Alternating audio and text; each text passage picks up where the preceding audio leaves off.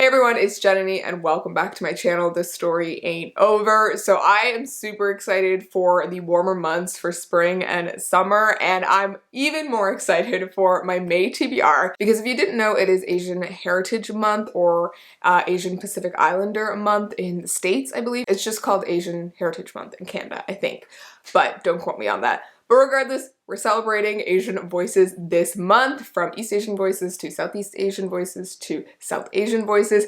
And if you didn't know, I am South Asian, I'm Sri Lankan, so I definitely want to be reading a lot more South Asian books this month and also other Asian books. So my entire TBR this month is dedicated to Asian voices, which I'm just really excited about. These are a lot of books that have been sitting on my TBR for a while, or ones that I've been hoping to read that I recently acquired. So overall, super excited. But before we get into the books that I'm going to be reading in May, I did want to tell you a little bit about the sponsor of today's video, which is Birch Living. So thank you so much to Birch Living for sponsoring this video. Birch is a premium mattress in a box company that makes mattresses and sleep products that are stylish, comfortable, and environmentally conscious. Their non-toxic mattresses are made right in America and are crafted with organic and natural materials that have been sustainably sourced. So Birch has a couple mattresses. There's the original Birch mattress, and then there's the one that I got, which is the Birch Luxe. The Birch Luxe takes the comfort, safety, and luxury of the original Birch mattress to the next level. It's crafted with 8 different layers of organic wool, organic cotton, organic cashmere, and 100% natural latex. It's specially created with breathability, cooling, and support in mind, and offers increased airflow and targeted zoned lumbar support. So I don't know about you guys, but when I'm sleeping, I usually feel really hot. I tend to bundle up right before going to sleep,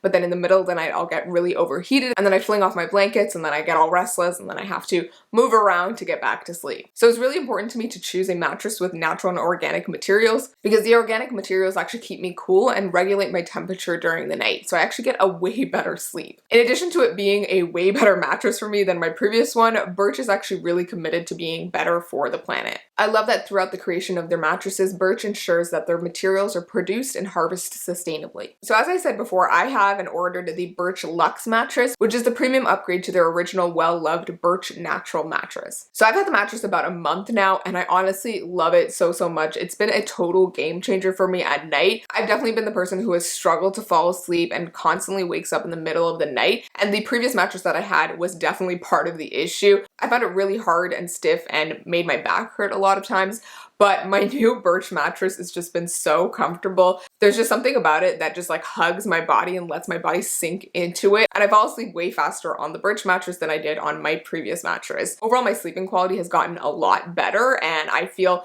just so much more comfortable when I get into bed, and I immediately feel like, okay, I can relax. If you are interested in getting a Birch mattress, but you're not really believing me right here and you kind of want to test this out, there is a 100-night sleep trial that they have, and the mattress also comes with a 25-year warranty. So if you're like, I don't know if I want to commit to this, you can actually try it for 3 months, see how it goes, and if you don't like it, they'll come pick it up and you'll get a full refund. And the best part of all this is that Birch delivers the mattress right to your door, and it's free shipping within the US. One of the coolest things about it is that it comes rolled up in like a box, and it's super easy to set up. You just have to open up the packaging and it sort of unfolds itself.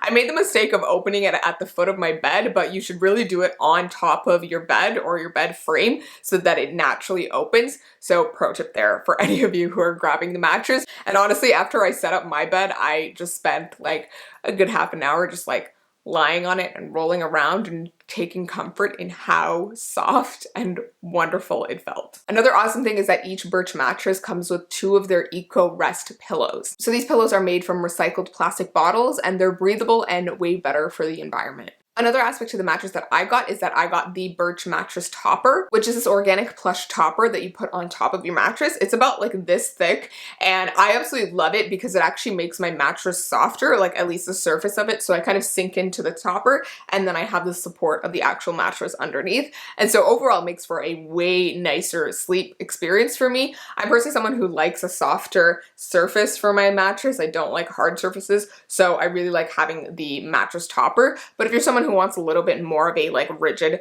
surface, then I would probably go without the topper. So yeah, if all my raving here didn't convince you that you maybe want to try out this mattress, you should definitely go check it out. I love my mattress so much, and my life has definitely improved a lot more since getting the mattress. So if you're looking for a new mattress, I think you should definitely go check out Birch. And exclusive for all of you watching here, if you go click the link in my description, you can get $400 off your mattress and 2 free pillows. Thank you so much to Birch Living for sending me my mattress and also sponsoring this video. I love it so much, and I'm just so grateful for the better sleep that I'm having. Alrighty, with that said, I hope you guys will check out Birch Living and, you know, get some better sleep with one of their mattresses. But now let's get into my May TBR, my very Asian May TBR. Alrighty, so as always, the first book on my TBR for this month is of course the Read in Color book club pick for the month. So as you guys may or may not know, I have a public book club called the Read in Color book club. It is a book club where we read a book by a BIPOC author each month and attempt to expand our horizons by reading from a perspective that we don't know very well or one that we are very familiar with. We discuss during the month on an app called Fable, which you can go check out down below. And I also have an Instagram and Twitter for the book club, so definitely go check those out as well because I update about the book club often on there. Along with all of this, we also have a live show that we do at the beginning of the next month for the book that we read the previous month. And we are joined for those live shows by a book influencer who shares the same identity as the author. So for May, we're going to be reading a book by a Tamil author. If you didn't know, I'm Tamil. So that book is Blue Skin Gods by S.J. Sindhu. So I have read one other book by this author, which is Marriage of a Thousand Lies.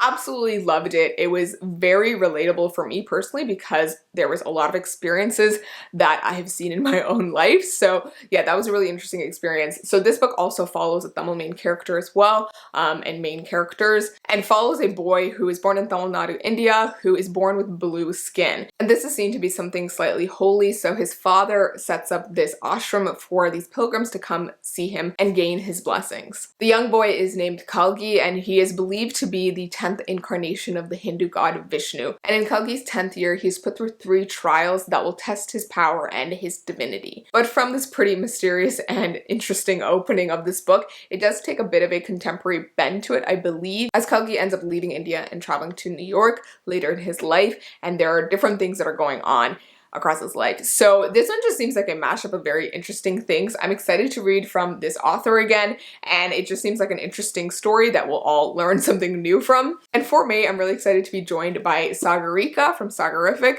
Sagarika is also Tamil. She's Tamil Indian. I am Tamil Sri Lankan, so I thought it would be fun to have her on as a co-host for this month because she can sort of speak to the slightly Indian aspects of her identity, whereas I can speak to the Sri Lankan aspects of my identity. And I'm just really excited to read this book and talk about it with all of you this month. Alrighty, the next book that I'm reading for May and for Asian Heritage Month is A Passage North by Anupurgasam. And this one is one that I hauled recently and I'm really excited to pick up because a few of you actually DM'd me on Instagram and told me about this and said you loved it. So I am super excited to read it. But basically it is written by a Sri Lankan Tamil author, which I find really exciting because I've never actually read a book by a Sri Lankan Tamil author, and I'm Sri Lankan Tamil. But this book follows a young man named Krishan who gets his telephone call out of the blue that his grandmother's caretaker, Rani, has died mysteriously. So he takes a train up to the northern province, like the war-torn part of Sri Lanka, and he is sort of thinking back to his experiences during the Civil War. And I'm just excited to see what I'm gonna think of this one because I feel like it's gonna be a really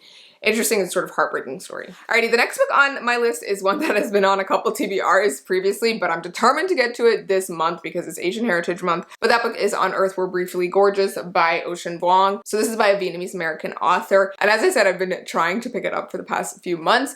I originally heard about this from Elias, who is a Vietnamese American booktuber. He is awesome. Definitely should go check him out. But yeah, he's recommended this on multiple occasions, so I've been wanting to pick it up for a while. This is basically a part memoir, part fictional story that is told through a letter from a son to his mother who cannot read. The letter revolves around their family history and goes back to their time in Vietnam, and it's an exploration of race, class, masculinity, and America. I think it's going to be a really interesting read, and I've already heard so many beautiful things about it, and I know a lot of people love this author in general. I believe he also writes poetry, so I'm curious to pick up some of his poetry at some point, but definitely am excited to pick this up. Alrighty, the next book is one that I've actually read before, but I read it for the first time when I was in high school, so that was like a really long time ago. So for the most part, I don't actually remember most of what happens in this book, but I remember the vibe of reading it and how much I enjoyed it and how captivated I was by the story. So that book is The 20th Wife by Indu Sundaresan. So this is written by an Indian author who went to graduate school in the United States, and the book is set in historical India during the Mughal Empire, and it follows one of the most controversial empresses of the Mughal Empire and sort of her rise to power and sort of the court intrigue and the court power struggles.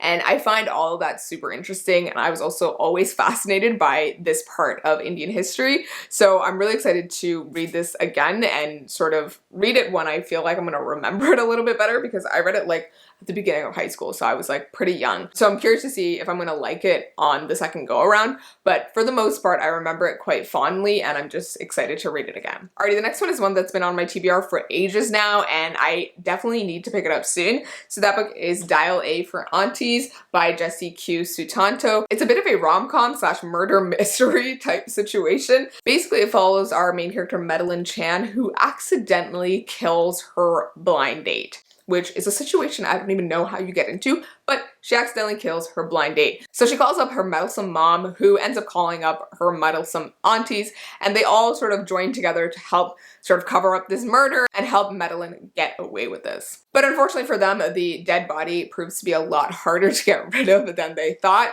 And so when the body accidentally gets shipped in a cake container to one of the weddings that her family is catering, they find out that they're a bit screwed, because this is the wedding of a crazy billionaire and like one of the biggest accounts that they've ever gotten, and it's definitely going to ruin a lot of things for them if they can't get rid of this body in time. This feels like it's going to be one of those comedies that's like slightly dark, which I absolutely love, and I am really interested to see how it's going to go. I do believe there is a romance to this as well, so I'm excited for that. But overall, I just love this concept of like meddlesome aunties and them trying to cover up a murder. I think it's gonna be really fun. But if you have read this book, let me know what you thought of it and if you think I'll enjoy it. Alrighty, the next one is one that I've been hearing so many amazing things about, and I just need to read it now because I am so intrigued. So that book is Daughter of the Moon Goddess by Su Lin Tan, and I've had an arc of this for a while now, and I've been meaning to get to it, an advanced reader copy, but it's already come out now, and a lot of reviews have been rolling in that it's just fantastic and amazing. Basically, this is a fantasy inspired by ancient Chinese mythology, and this is what the back says.